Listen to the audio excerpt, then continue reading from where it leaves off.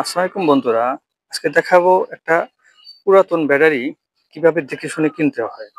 এটা একটা ভ্যানের ব্যাটারি এবং এই ব্যাটারিগুলা সাধারণত 200 অ্যাম্পিয়ার গায়ে লেখা থাকে, কিন্তু এর এম্পিয়ার মূলত থাকে 55 থেকে 57-58 এরকম। কারণ হচ্ছে এগুলা সাধারণত 18 কেজি 18.5 কেজি ওয়েট হয়ে থাকে এবং প্রতি কেজিতে 3 এম্পিয়ার করে ধরা হয়। তো সেই হিসাবে 18.5 কেজিতে 55 55.5 এরকম আসে। তো এখন এই ব্যাটারিগুলা আহ, একটা রিক্সাতে থাকে 4টা করে।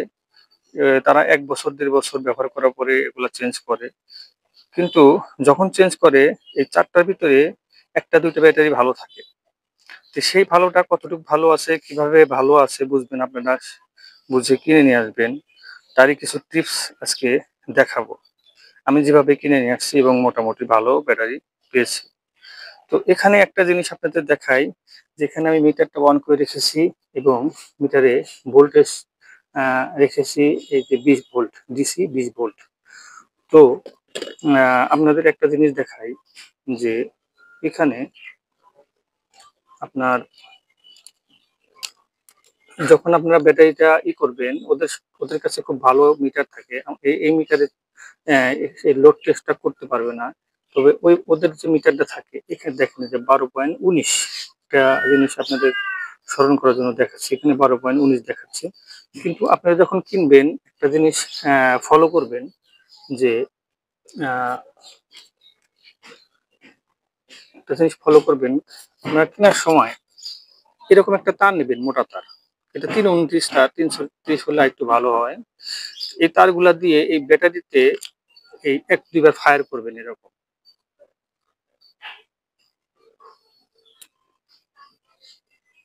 দেখতে পাচ্ছেন কিনা? এই যে তার পুড়ে যাচ্ছে, আমার তারটা অনেক গরম হয়ে গেছে, তারটা একদম পুড়ে যাওয়ার মতো হয়ে গেছে। হ্যাঁ, এই যে এই যে ফায়ার করলে ব্যাটারির যে ক্ষমতা, সেটা আসল ক্ষমতাটা বোঝা যায়। ফায়ার করার পরে আপনারা আবার এটা টেস্ট করবেন। যদি দেখেন যে ভোল্টেজ অনেক ড্রপ করেছে, দেখেন এই যে আমি 12 পয়েন্ট সামথিং দেখাইছিলাম, 12 পয়েন্ট সামথিং আছে। তো যদি ব্যাটারি ক্ষমতা খারাপ হইতো, যে ব্যাটারির ক্ষমতা কম, সেটা আপনি যখন করবেন এরকম 2-3 বার ফায়ার করবেন, মোটা তার দিয়ে ফায়ার করবেন। ফায়ার করার পরে ব্যাটারির ভিতরে তারা যদি চার্জ করেও থাকতে অল্প একটু চার্জ থাকে, সেই চার্জটা ফুরিয়ে যাবে, ব্যাটারি চার্জ ধরে রাখতে পারবে না।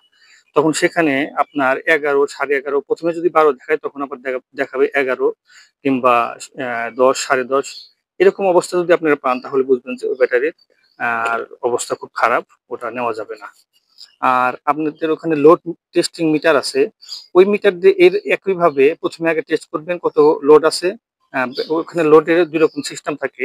যখন মিটারটা ধরা হয় তখন আপনার আসে হচ্ছে 12, এবং লোডে দিলে তখন দেখা যায় যে 10 থেকে। কিন্তু যে ব্যাটারির অবস্থা খারাপ, লোডে দিলে সেগুলো দেখবেন যে 10-এর অনেক নিচে চলে গেছে, 8, 7, 6 চলে গেছে। ওগুলা ভালো না। যেগুলো 10 আছে, 9.5 আছে, ওগুলা মোটামুটি ভালো। তো এরকম আবার ফায়ার করার পরে আবার টেস্ট দিবেন যে সেখানে কতটুকু কমে গেছে। যদি দেখেন যে না, এই সামান্য একটু 19-20, যে প্রথমে আমি লোডে দেখছিলাম 10 দেখছে, এখন দেখা যাচ্ছে 9.5 কিংবা 9, তাহলেও ব্যাটারি ভালো আছে। আর যদি দেখেন যে না, অনেক কমে গেছে, 8, 7, 6 এরকম হয়ে গেছে, তাহলে বুঝবেন ব্যাটারির অবস্থা ভালো না।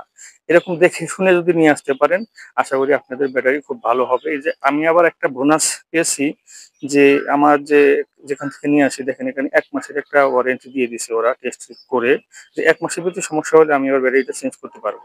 ওরা ওয়েট হিসেবে দাম রাখে 220 টাকা প্রতি কেজি, এবং কেজি অনুযায়ী আমার দাম আছে 4,000 টাকা, এবং এক্সট্রা 1 মাসের ওয়ারেন্টির জন্য 500 টাকা নিয়েছে। আনার পরে যদিও আমি দেখি যে অবস্থা খারাপ, 1 মাসের ভিতরে আমি আবার চেঞ্জ করে নিতে পারবো, একই সিস্টেমে চেঞ্জ করে পুরাতন ব্যাটারি নিতে পারবো। এই সিস্টেমে আপনারা অল্প কিছু ইনভেস্ট করে, মানে শুধু 4,500 টাকা ইনভেস্ট করে আপনারা অনেকদিন সার্ভিস পেতে পারেন। যেমন একটা ব্যাটারি নষ্ট হলো, কিছুদিন চলে যাওয়ার পরে আবার ওজন অনুযায়ী 220 টাকা কেজি, বাজারে যে দাম থাকে 200 টাকা কেজি, সেই কেজিতে ফেরত দিয়ে আবার এরকম একটা টেস্ট করে 300, 400, 500 টাকা দিয়ে আবার একটা ব্যাটারি নিয়ে আসলেন, ভালোভাবে ইউজ করতে পারলেন। তাহলে আপনাদের আর লিড অ্যাসিড ব্যাটারি, যেমন 10,000, 15,000, 18,000 দিয়ে এত দামি ব্যাটারি কেনার আমার মনে হয় ইনভেস্ট করার কোনো প্রয়োজনীয়তা দেখি না। আজকের ভিডিওটা এই পর্যন্তই। যদি ভিডিও ভালো লেগে থাকে, লাইক শেয়ার করবেন, সাবস্ক্রাইব করে পাশেই থাকবেন, যাতে পরবর্তী ভিডিও মিস না হয়ে যায়। খোদা হাফেজ।